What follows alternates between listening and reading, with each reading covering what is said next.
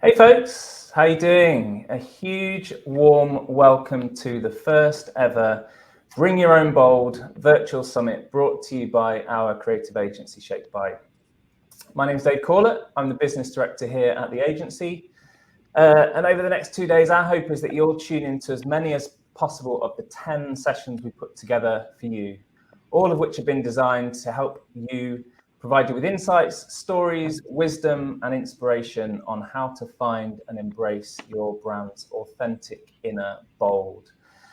And what better way to kick it all off than with an incredible panel of brand and creative leaders. The 4 visionaries that I have with me today have already found their brand's version of bold, and they, their customers, their employees, and their partners are all embracing it to tremendous effect as we speak.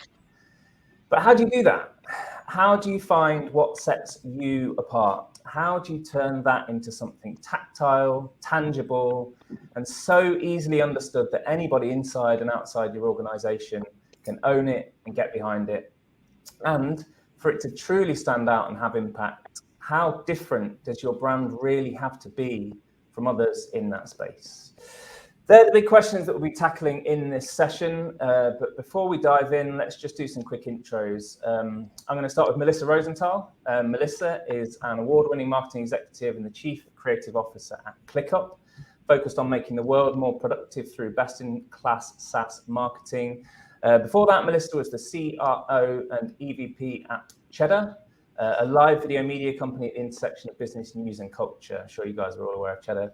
For her brand work, she was named to Forbes 30 Under 30, Business Insider's 30 Most Creative People Under 30, and as one of DigiDay's CHANGEMAKERS, and has also joined me on the CHANGEMAKERS podcast as well, so that's something else we have in common. Moving on to Ling. Ling Koay is a fearless B2B marketer and a purposeful leader with almost 2 decades of experience driven by growing businesses through creativity, art, and science. Recently, she was named as CMO to watch in 2022 by CMO Alliance. She's also led the Oneflow brand to be one of the B2B brands to watch in 2022. If you've ever encountered Oneflow, you know exactly why. Alongside brands like Slack, Gong, and TikTok Business, and she recently gave up her CMO title to focus exclusively on the Oneflow brand as Chief Brand Officer. Ari Yablok is the head of brand at Island, the enterprise browser. Before joining Island as its first marketing hire, Ari was the head of brand messaging at Atreo, a B2B tech branding and marketing agency where he crafted the strategic narratives, end-to-end messaging, corporate investor decks, and brand identities for over 50 leading tech companies, including Taboola, SimilarWeb, Gloat, JFrog, and Panaya. And last but very not least, Choate is a distinguished brand and marketing leader that thrives at the intersection of strategy, stories, and ideas. And as VP of brand at Lacework, he spearheads brand management, activation, social, editorial content, and brand design. Buck's had 15 years in the industry, and his career has involved working with iconic global brands like Microsoft, Intel, Fender, Walmart, Ubisoft, PepsiCo, and 7-Eleven. So that's our panel. Huge warm welcome to you guys, and thank you so much for joining me today. First of all, let's get controversial straight away. Do you guys actually agree with the argument in the title of this session that difference makes the difference? And I suppose the reason I say that is that, you know, you can stand out by being distinct and recognizable without necessarily going down the route of being completely unique and different from other brands in your space. And actually, if you look at it that way, some people would say that carving such a unique path and really going against the grain is incredibly risky. So I'm actually going to start with you, Melissa, if that's okay. Yeah. Do you need to be different to stand out as a brand? I think I'm having some internet issues, but I heard a little bit of the question. I mean, yes, and I hope you can all hear me. The answer is yes. And especially for us, coming into a hyper crowded space, we were, up against companies that were had $50 billion market caps, all in the most crowded space next to CRM. So it wasn't really an option for us to think about, hey, do we differentiate? Because we had to, just to survive and to grow. So it was really important for us to do that out of the gate. Now, I think there's definitely a need to have product market fit, of course, but when you have that and have PLG as the motion, that can get you only so far. So we definitely figured out that brand differentiation was our key to building a legendary long-term brand that effectively we want to IPO. So I think it really does depend on your market and where you are and who you're up against on how big you need to go in terms of brand and differentiation. But I do believe it needs to be a core part of anyone's strategy. Even if you are a smaller company. But for us, and the marketing and the amount we spent on branding was definitely on the higher side, just due to the nature of the competitiveness of our industry specifically. Yeah, absolutely. Really, really interesting stuff. And actually, speaking of slightly smaller companies, Ari, you worked on Ireland's brand strategy and messaging identity while the company was still in stealth, so it kind of wasn't even really a company, as it were. And it's definitely super distinct. But I suppose what I was getting at with the question is, was the word different in that conversation? And what are your thoughts on whether it's essential? Do you agree with Melissa on that? Yeah, I think what you mentioned, what made our journey at Island unique was I was hired as the first marketing hire as a brand expert, which means before we wanted to put any paid marketing digital motions in place, we wanted to set the stage for the right message to hit, for the right experience to be felt when people come across us, and the rest would kind of fall into place. And that took guts from two co-founders who were veterans in a very crowded and almost predictable security space when it comes to marketing, to know our story was going to lead the way. And even that decision was differentiating us, to say we're not going to talk the way you expect us to talk in a very sales-led conversation with all the terms you're expecting to see in our space. We're going to just talk to you like we're having a cup of coffee and down the block, and that's going to feel different. And the words we're going to choose are not going to be the words you expect. We wanted to own certain types of terms and certain angles in the conversation. So it wasn't really about this big, top down. We wanted our color scheme and everything. We did choose colors that didn't, necessarily blend into the security space, to the enterprise space. We wanted to feel organic and natural, and I could go into our story behind that another time. But we wanted you to experience a different type of conversation, and those little signals of words we don't use. We're a security and an IT company that didn't use the word risk or threat or landscape or attack. We deleted those words. And those little decisions ended up proving to be very key moving forward for how people experienced us. Yeah, absolutely. And again, I think I've said this to you many times before. It really, really comes through. I really, really like that. And that's a bold risk, to be fair. Ling, just coming on to you, I think there's consensus already that being different to stand out really, really matters. Is that something you agree with as well? So first of all, thank you so much for the introduction. It's a pleasure for myself to be among this panel. They are all my inspiration. And I just want to add, after what Melissa said and Ari already said, what we mean by different and bold doesn't necessarily what you would think is different or bold. I think it's important to always, look back into the company to see what is the DNA, what is the made up of your company based on, your employees at that moment or your customers. And so the audience research part is super important to understand what is your bold. And it doesn't really mean, like when you say bold, it doesn't mean, a bright color, pink instead of blue. It really doesn't mean that. It really just means what is your authentic self And so to me, I think it's important to be very authentic, and that is your bold, that is you, because that is what will, give your company the brand that they deserve, but also it will be created organically and not something that marketing team or brand marketeers made up. And so to me, that is the most important thing when you think about, finding your bold, being different, yes, but what is your company DNA, how brand marketing can help you to express it, in a visually appealing way, or in the way you speak or how you feel, etc.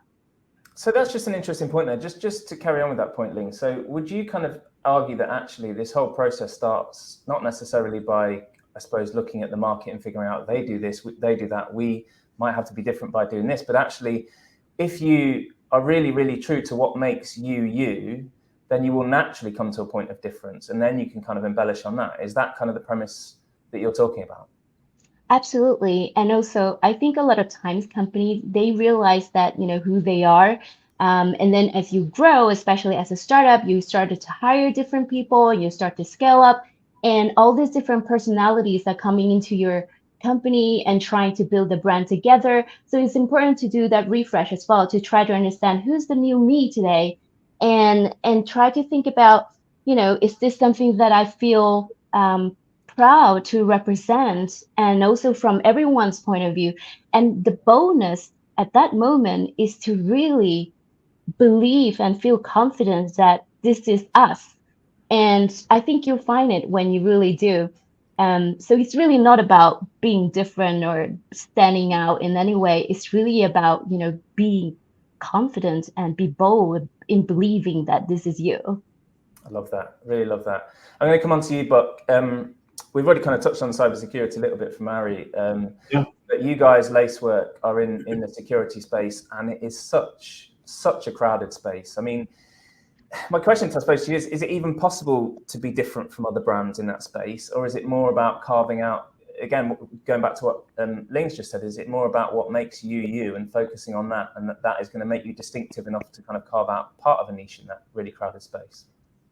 Yeah, absolutely. To your point, Lacework, we're in cloud security, and there's, really a kind of a lot of vendors across the space. I think, we're going to see, we've been seeing it in the category. I think we'll see consolidation, we'll see change over time. So as we were working to develop the brand, and really I see that as an exercise every day. I think a brand is a living, breathing thing. So I think there's moments, and sometimes opportunistic, sometimes there are things you have in your marketing plan that you're going to execute on as part of your year. But a lot of those kind of opportunistic moments, the things, I think they come from, listening to, and I love, Ling, I love the point of the introspection as much as, looking at the market and what's happening.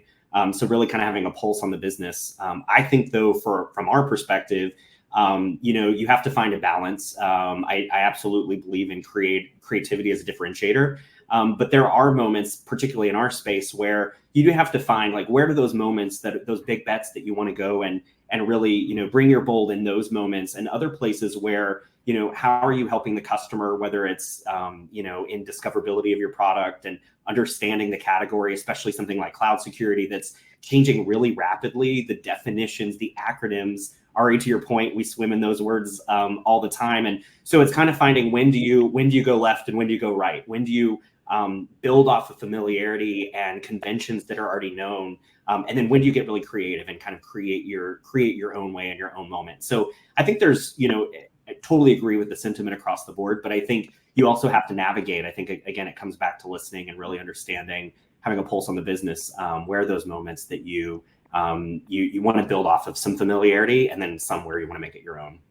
And does that come with experience, or does the experience of kind of being in that world and navigating it and making some mistakes along the way? Or do you kind of, as the brand leader, have to kind of educate your teams on where those opportunities lie to differentiate and where you have to toe the line, so to speak? Yeah, I mean, I think a lot of it, for us is there's, constant testing and learning. I think there are some things where we're making adjustments on messaging and tuning of how we execute our programs every day.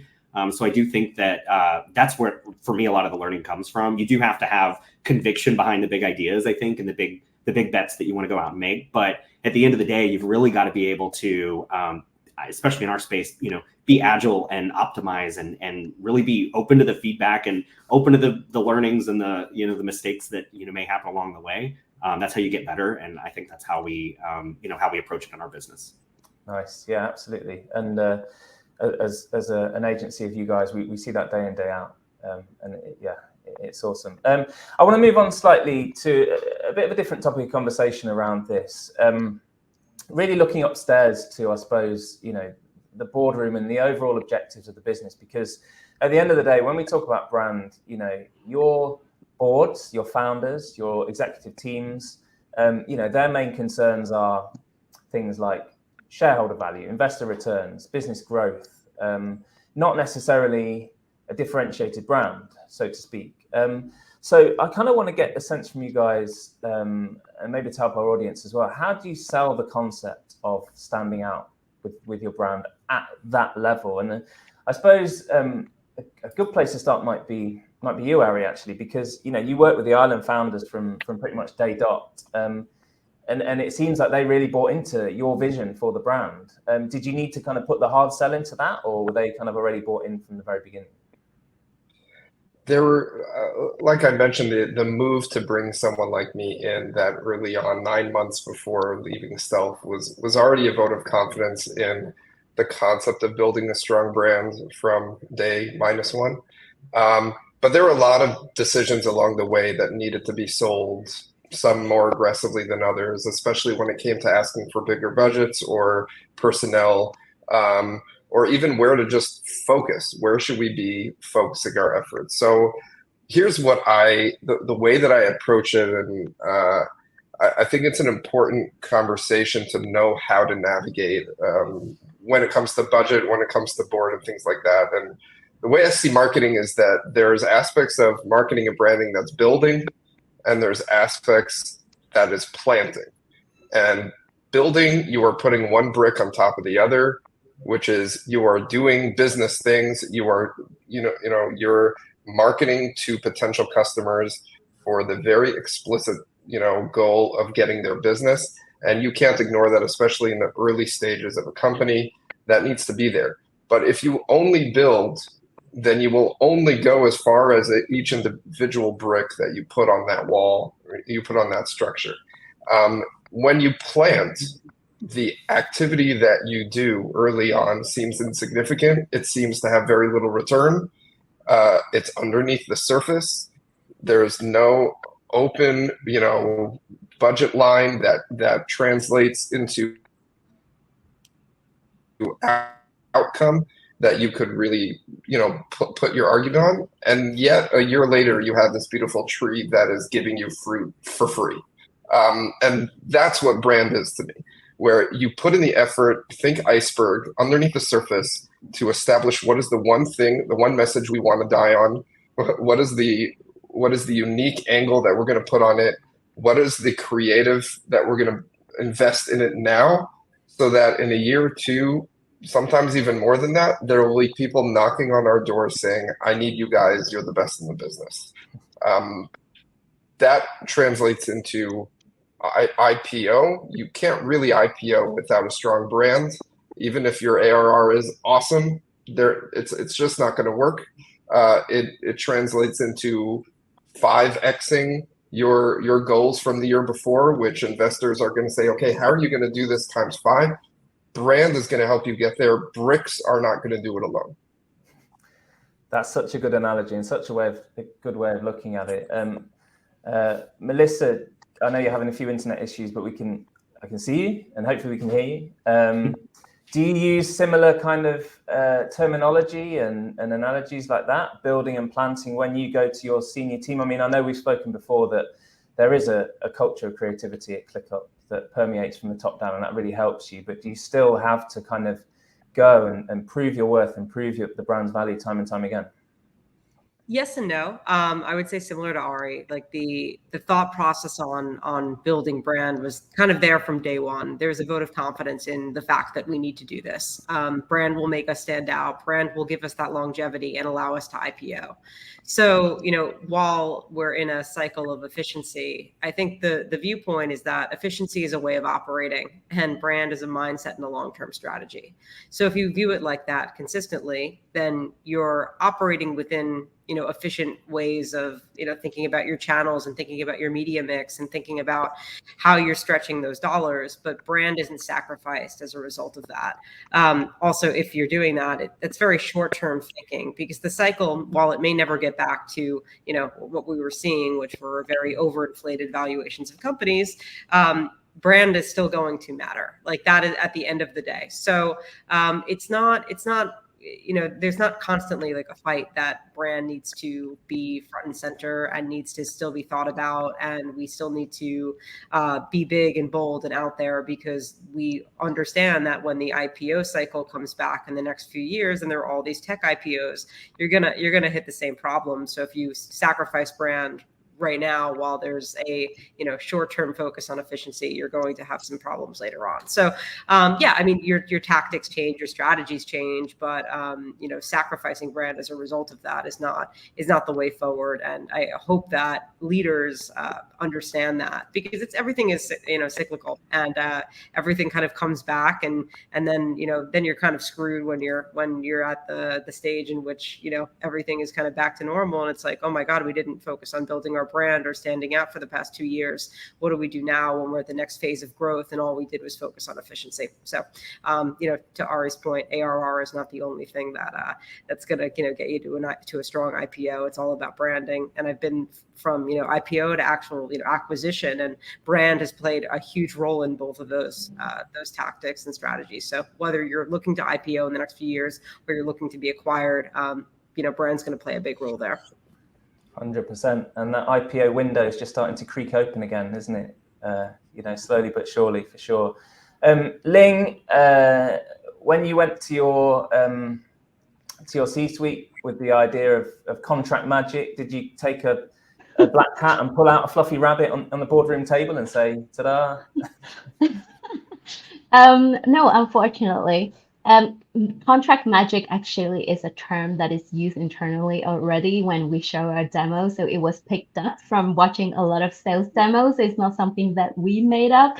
But there's a lot of things that, Melissa and Ari has already covered. I think it's important to think about, first of all, there's the strategy part where we understand the audience, what is the positioning strategies.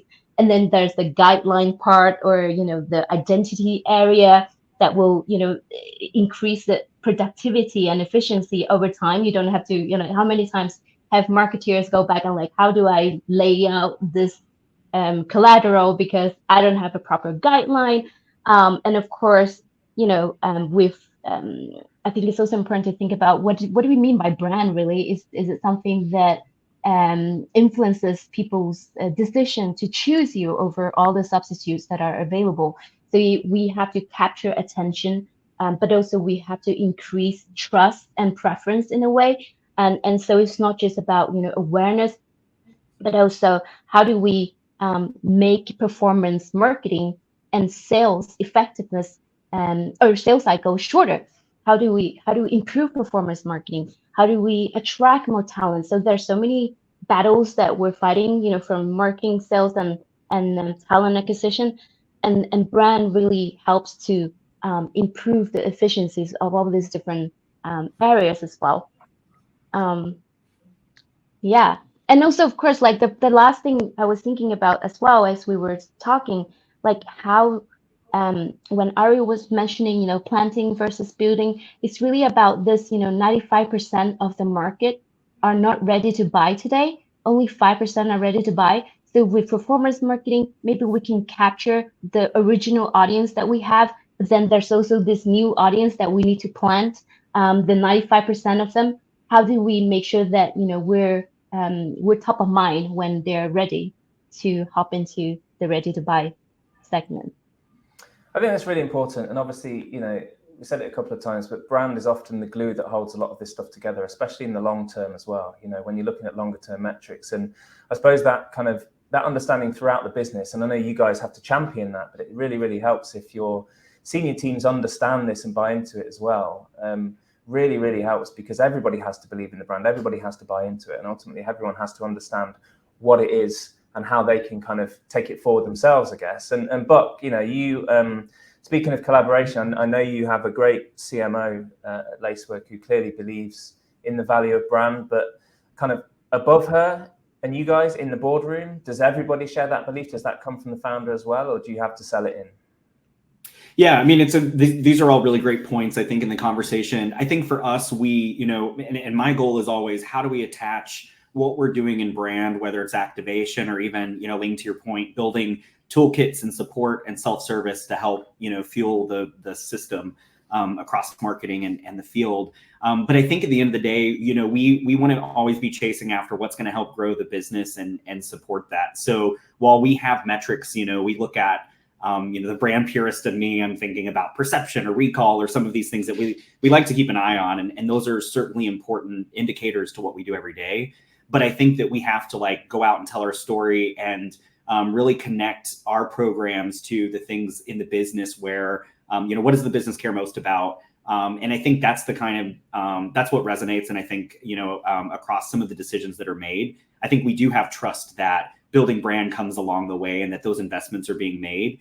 But I think in our case, you know, it is about marketing helping drive that growth and revenue at the end of the day. So we have to, I think, to use the other analogy, it's the short game and the long game. And I think you have to be able to kind of do both of those effectively at both times. And I think we've been, you know, able to, you know, when we kind of double down on customers and the community that we're building and the audiences and listening to them, I think that there's a nice way to be able to balance those investments. And really, I think that's just a constant, you know, constant thing you have to do every day as you look at all of your programs and all of your budgets.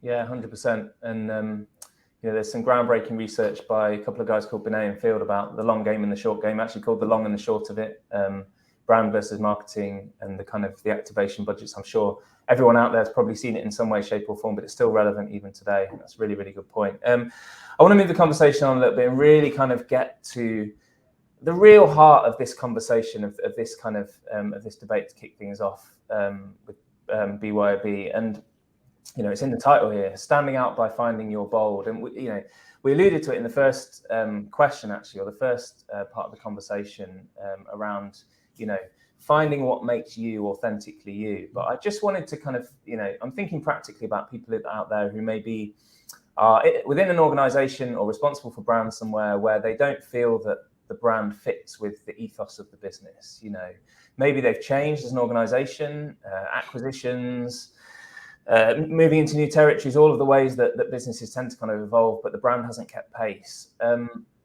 Or maybe a startup, you know, somebody who is really focused on trying to find their own story and bring that to life.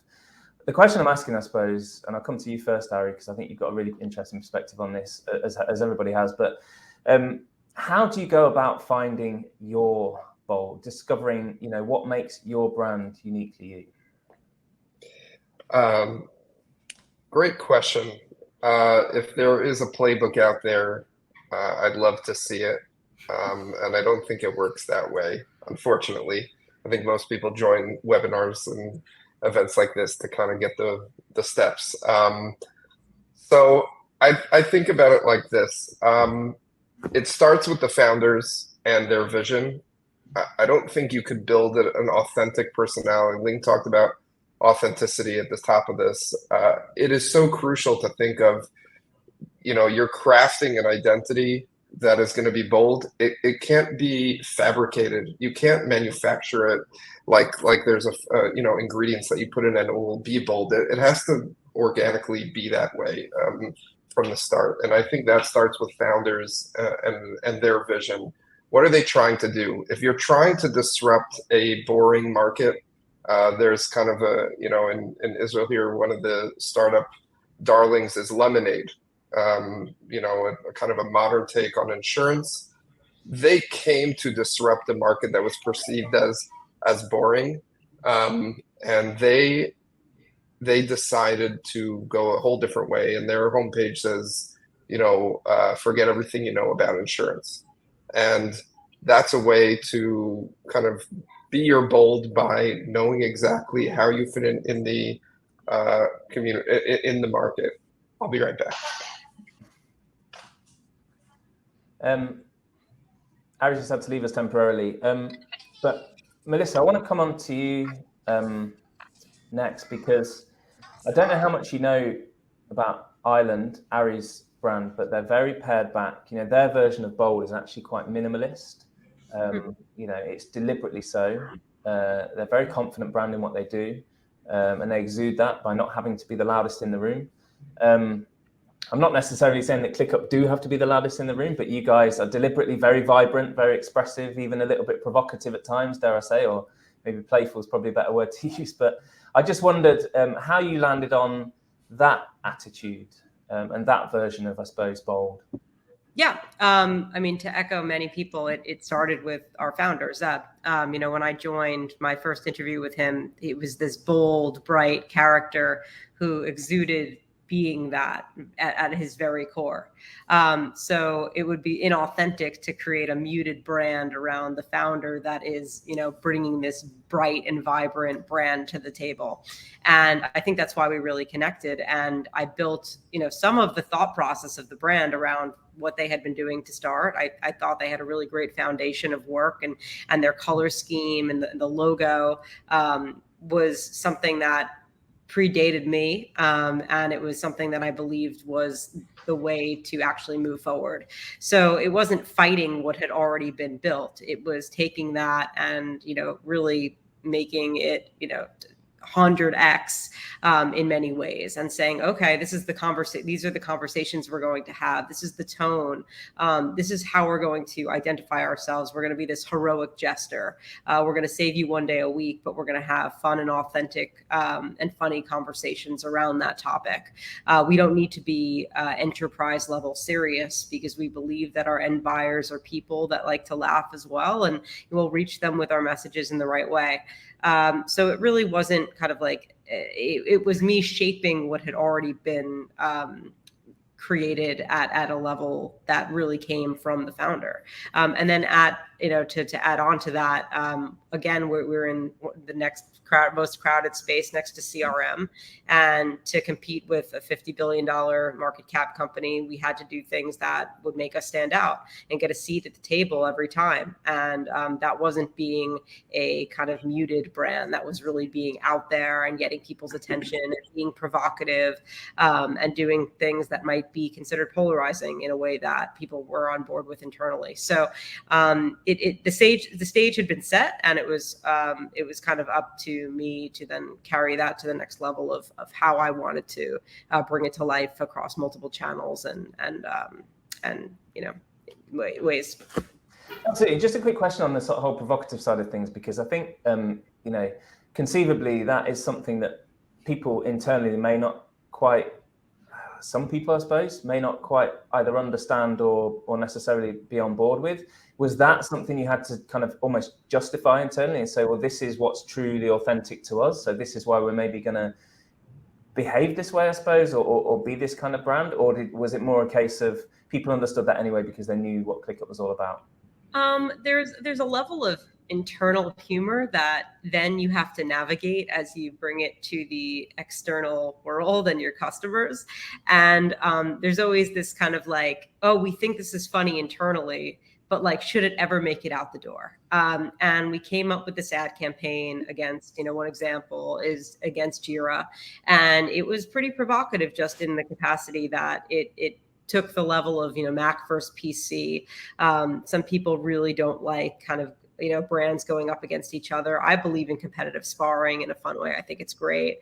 But we took kind of an SNL approach to it, and we thought this was hilarious internally. We thought it would make waves. But when it came to actually pushing it out to, our audiences, I definitely gave our CEO a brief, and I said, hey, this is going to be very polarizing. Some people will absolutely hate this, and some people will love it, and it will make a lot of noise. And I just want to level set with expectations up front that that's what you're going to get with this campaign. And if you're okay with that, I think it's a smart move. And the downside is minimal. We're not going to be blacklisted for running this, but it certainly will stroke opinions and strong opinions at that. So I think it's just it's understanding what you're going to go out the door with, what the possible responses are, and making sure everyone's on board with that and that they're anticipating that, because there's nothing worse than going out the door with something that could be polarizing, not saying anything, and then effectively you get some backlash and everyone is shocked. You just don't want that. So it was a little bit of just, hey, this is how I see this coming to life, and making sure that everyone was understood what the possible consequences would be. Yeah, that internal communication piece is always really important, but I suppose especially so when you're going down that route. So I want to come to you, Buck, because as I mentioned, we've been working together for a little while now. When we first spoke about the prospect of doing so, you were quite clear that you wanted the Lacework brand to be a little bit bolder, but what does that really mean to you guys specifically? What's the context there in terms of wanting to be bolder, and what does that mean to you? Yeah, I mean, I think, for us as a company, we have, we go to the product a lot. I think at the end of the day in cybersecurity, there's a lot of big problems to solve. Ari, y'all are working on it kind of from a different space than we are, but it's not for the end users and the people who are at the end of the day responsible for keeping product innovation moving while also keeping it secure. It's kind of a hard job, period, right? It's not even kind of. And so I think that, a lot of, the ethos of our company, 8 years ago was, this is a space that's broken, and it's ultimately detracting from the security outcomes that companies need to be able to innovate and move quickly. And so I think it was really, the company was born out of this idea of differentiation really from the start, that, looking at the problem in a unique lens. In our case, from day one, it was really about kind of looking at all the data and all the signals across your cloud environments, and using, before AI was the big buzzword, right? We were using machine learning to really understand that and deliver different outcomes than a lot of other product sets. So for me, I go back to that, and I think because at the end of the day, when we listen to customers and we really understand what matters to them, what are the problems in their day-to-day business, in the way that they're building products, but also in the way that they're positioning cybersecurity to their boards, to their executives. There's a really big range of problems in cybersecurity that we think that we can help, in elevating the conversation, in providing, education and support, especially in the cloud. It's still new for a lot of people. Workloads are still on the way, kind of from more traditional and on-prem and into the cloud. So for us, a lot of it comes back to, what's the problem we're trying to solve? Like, if we can't add value, then, to the customer, help make their days better, we're probably just adding noise, and they have too much of that already. That's the problem. So I think that, I always kind of think in my mind, how do we balance, that clear versus clever, right? And there's always moments for clever and bold and creativity, but we need to think about it, and in our business, be really thoughtful, really strategic and intentional about where we put that in, so that we're not adding noise, that we're not taking away. Because I think, Melissa, to your point, it could be a really great idea in our heads, but when it's out in the market, if it doesn't land with customers because we are adding noise, we're not solving a problem, we're not adding value, then it was just a clever idea in our heads, right, at the end of the day. And so I think that's where you're kind of always, you want to think in terms of bold. You need to think about taking risks, but they need to be really calculated. And for us, it always goes back to how the product is solving the customer's problems at the end of the day. So true. And Ling, you're nodding along quite feverishly there. In terms of you guys, with your kind of ethos on Contract Magic, does it also start with the product with you guys? And does that clear and clever kind of attitude resonate with you? 100%. I'm nodding all the way because I'm so proud to be part of this panel. Everyone is so intentional with their strategy, and brand is just not a fluffy pink cloud kind of thing. When I started at Oneflow 6 years ago, the founder, the CEO and the founder said that his vision is, say contract, think Oneflow. And so to me, that's like perfect challenge to solve from brand perspective. How do we create more mental shortcuts to the term contract with Oneflow? And we always start with the product. We always want to make sure that We understand what are the biggest values that our customer appreciate of our product, and try to, reverse engineer, connect back to the, the emotional benefits that they actually experience from, while they are able to voice their logical value or the benefit that they experience, save time or save money and all that. But essentially, we want to dig deeper and understand what is the emotional benefit that they actually experience from saving time and money, and that is easy to use. What is it that we actually give them in terms of on the emotional level? So if we understand the Maslow hierarchy of needs, we want to make sure that we tap into the top higher benefit and higher needs. So we found out, for instance, our latest campaign is all about, we know from our customers that Oneflow is easy to use, and we know the reason why they think it's important value for them, a functional value for them, is because they make them feel confident in using the product, or that it makes them feel, there's a peace of mind because, everything is in one place, and all this kind of benefit is important to be, for us at least, to intentionally signal through visual cues, to copy and that kind of stuff.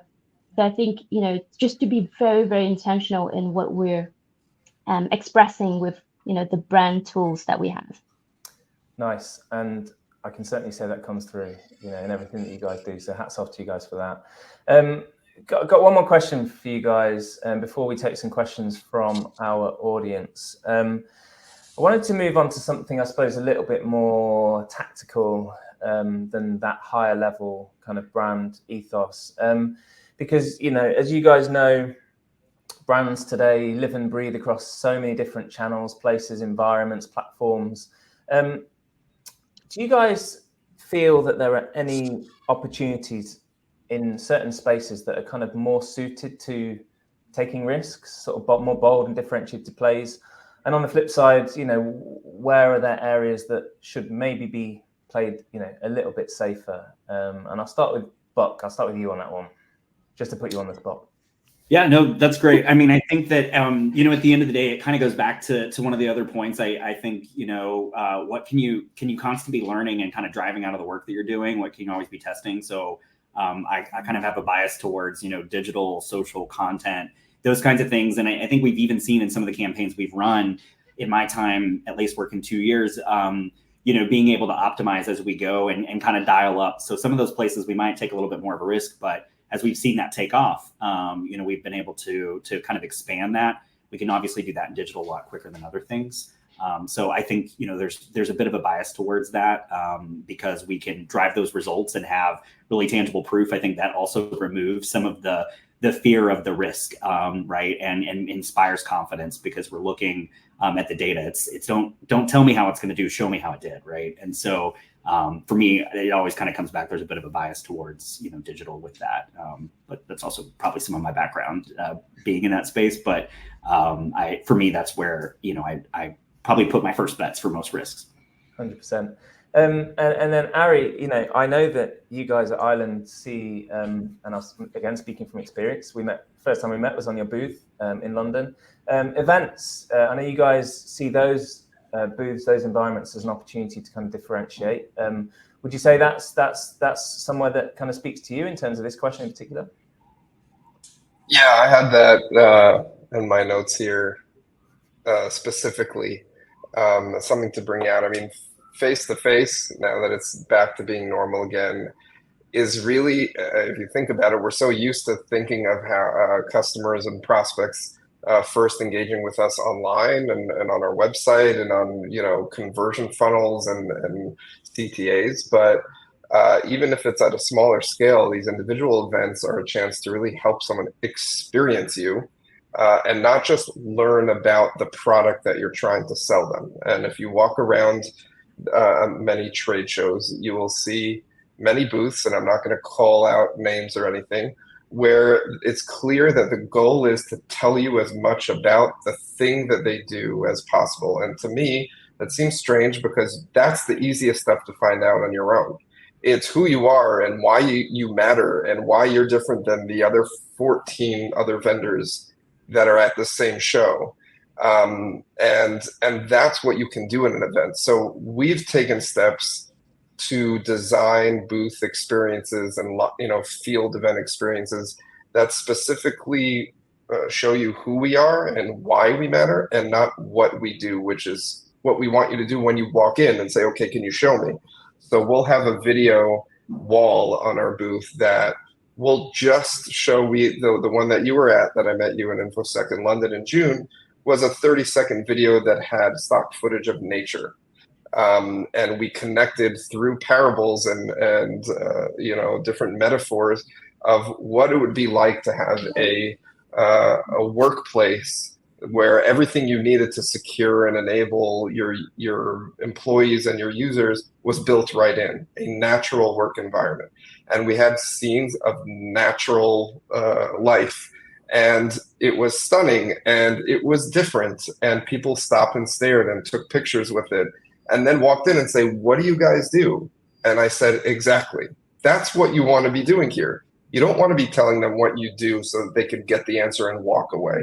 You want them to be intrigued by the experience of you, and then have them ask the question to a real human being right there.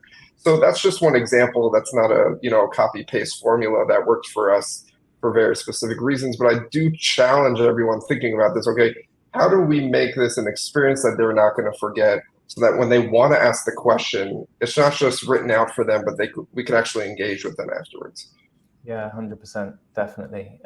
Ling, I'll come to you on this one as well. Any particular areas that you think are a bit more suited to kind of differentiated plays? I think it's important to think about, content on the context. As Ari pointed out, event is a different thing than it's very much like, this is us, the breaking through the noise. The most important thing, I think, is to be relevant before anybody would listen to you. Like, who is this person? Who is this brand talking? So it has to be relevant within that context. And then one conversation leads to another. So once you are relevant and, established as being a credible person to listen to, then you can start to introduce, the newsworthy of your messaging. This is what we do differently. This is how we do differently. So, and then you can start to frame your messaging around it before you actually introduce, what your product how your product actually solves the challenges for them. So depending on, where you are, I think the most important thing is to be relevant in order to even be listened to. Yeah, I definitely agree. And last but not least, Melissa, I know that you're quite playful in a lot of different areas, to be honest, maybe the majority of them, but are there any areas of the way in which you communicate that you know that you can't be so playful and you have to kind of, I suppose, for want of a better term, toe the line a little bit? Yeah, I mean, I think we're thoughtful about the way that we communicate on every channel. So even, through our blog content and our SEO strategy, like that needs to be more clear and concise. We're getting people the templates that they need. It's, we're not joking around, but still we can have a humorous tone. We can have a human approach within the way that we're writing in the context. So, we're not going to just write our billboard slogan. It's a lot more informative than that. It's clear. It's telling people what and giving people what they need. But at the end of the day, even through our performance advertising, we've used that as both like a means of conversion, but also a way of building brand. And part of that, I don't fully believe that that the attribution model of being able to connect last touch is always completely accurate. So, thinking about the buyer journey, like, of course, there are going to be people that don't convert on that last touch, but they go on and they talk about that ad with 5 other people that then do convert. And that ad is not going to get credit for it, but it's certainly going to create that word of mouth. So I do believe in, even where it's much more of a DR focus, there's ways to integrate brand in the capacity in which if they don't buy that day, they're still going to talk about it. Same thing with our billboard messaging, one app to replace them all, save one day every week. We're not telling you what we do, but we're getting you in the door. And people, some people don't like that. They're like, this isn't clear. This doesn't tell me what you do. And it's, to Ari's point, that's not the purpose of this. The purpose is to make enough noise where you pay attention to us, and try to go to the site and figure out what we do on your own. So there's a lot of different ways, and we're very thoughtful about each approach. Of course, we want to make sure that people, when they're looking to get the information that they need, they get it. But to get them there, we take a much more playful approach on many of our channels.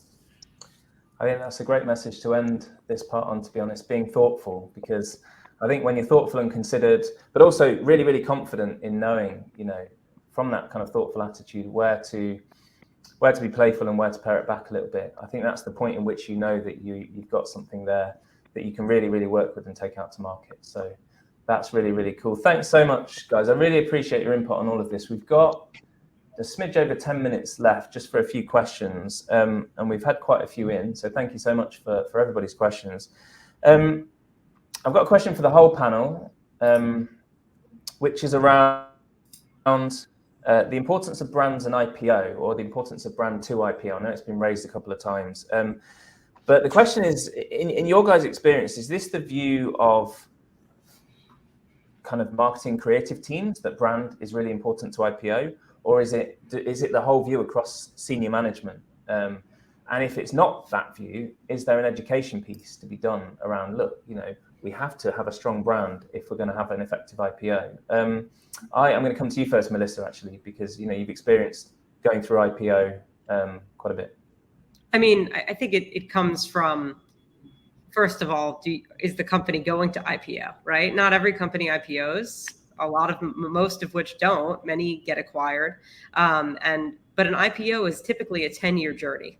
So when you think about what you're doing over those 10 years, it's building a big enough brand in which you can IPO. But when you're going to IPO, it's a marketing roadshow. You are out there marketing yourself to investors. So it's in a way, there's two kind of sides of it. It's building yourself up to be able to IPO if that is the journey that the company wants to take. And I believe brand plays a large role in that. And then there is the actual IPO in which you're doing the roadshow, which is its own marketing exercise. And brand plays a large role in that as well. So, I mean, that is my belief, and it was certainly the belief of our founder when I came on board, that this is our journey, and it's going to be our journey throughout the all of the years that we are building this company. And then once we are about to IPO, it will obviously take a different route in the roadshow.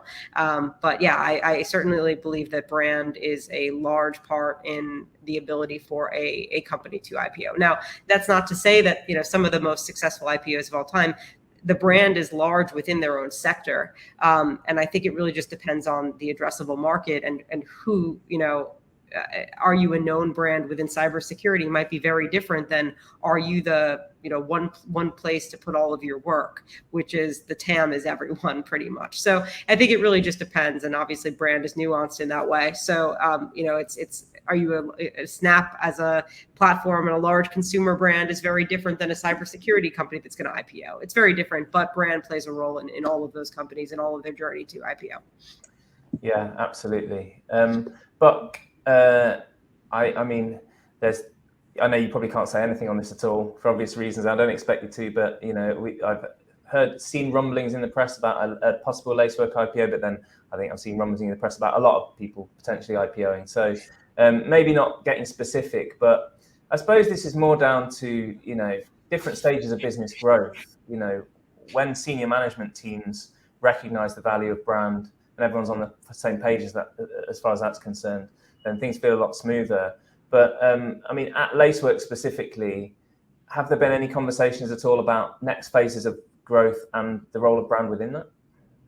Yeah, great question. I mean, obviously we're seeing the market has changed a lot, even in the last couple of years, right? So it's interesting to see, as the doors kind of open up on the IPO front. But I think a lot of what we talk about is we want to build an iconic company that solves a problem in the market at the end of the day. And so, there's lots of paths and scenarios, and some of those are just milestones along the way. So I think if you kind of get to the kind of core business of, how are we growing that and solving those problems? I think that's what we spend a lot of time talking about.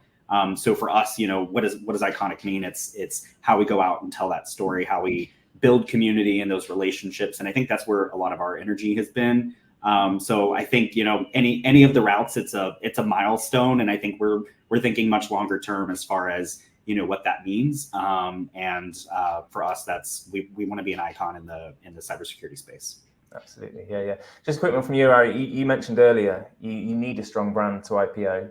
I'm sure you're going to stand by that, but ultimately, I suppose the question really is, we all believe that because we're all kind of passionate brand advocates. But when it goes further upstairs to the folks that are really kind of ultimately driving those decisions, how often does brand enter the lexicon of their conversations?